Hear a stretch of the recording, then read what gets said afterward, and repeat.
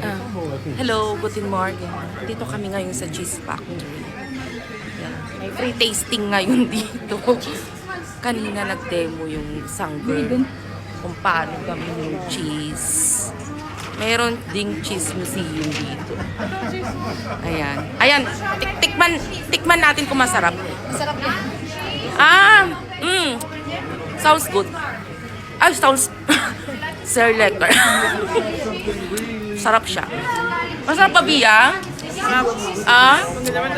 Guys, masarap ba? Say hi to my vlog.